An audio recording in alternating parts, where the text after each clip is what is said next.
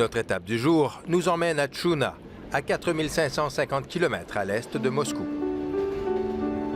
Le soleil n'est pas encore levé sur cette petite ville de Sibérie orientale, mais la gare est déjà pleine à craquer de gens qui attendent pour monter dans le train.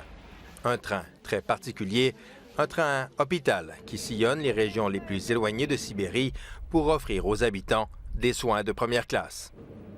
10 wagons, 25 spécialistes et parmi eux, beaucoup de passionnés.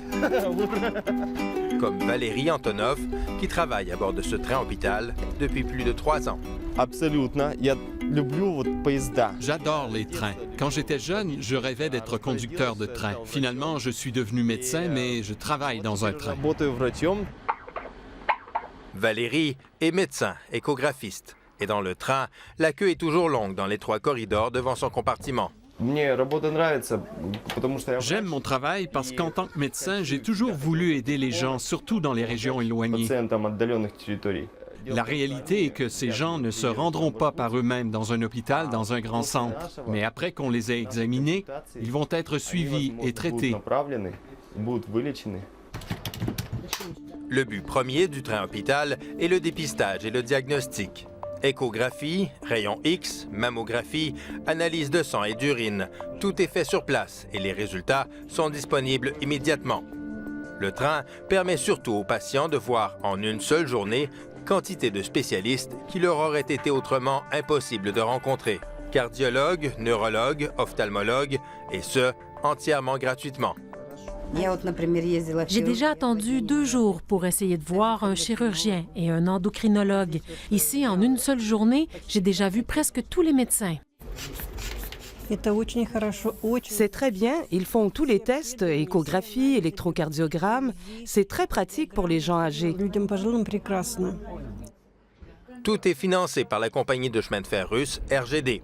Elle opère ainsi 5 trains hôpitaux à travers le pays, dont le but était à l'origine d'offrir des soins médicaux à son personnel, disséminés sur le large territoire de la Fédération de Russie. C'est notre devoir, le devoir de RGD vis-à-vis des employés du train et de la population en général. Dans la plupart des cas, le train est le seul moyen de joindre ces populations. Nous arrêtons dans beaucoup de petits villages où il n'y a parfois que quelques maisons. Mais il y a des gens qui habitent là et qui n'ont pas l'occasion d'aller dans les grands centres pour obtenir un diagnostic. Alors, on s'occupe d'eux.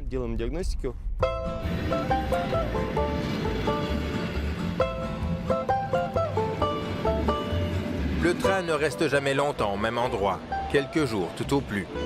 C'est lorsqu'il arrive dans le petit village de Targhiz que l'on comprend vraiment l'ampleur des besoins. Ce village, Zinaïda Moudovina l'habite depuis toujours. Elle est enseignante à l'école primaire ici et a vu Targhiz se vider peu à peu de ses habitants depuis la fermeture de la Syrie. Le village est isolé, presque coupé du monde. Les routes sont dans un état lamentable. On ne peut pas se rendre jusqu'au grand centre. Le train est le seul moyen de transport. On est très éloigné. C'est presque impossible d'évacuer des blessés ou des malades d'ici. Ils risquent de mourir pendant le trajet. Une ambulance à 4 roues motrices se rend chercher les personnes âgées, incapables de se déplacer par elles-mêmes. Un trajet inconfortable jusqu'à la gare où les attend le train hôpital. Zinaïda, elle, s'y rend à pied, une marche d'une 40aine de minutes.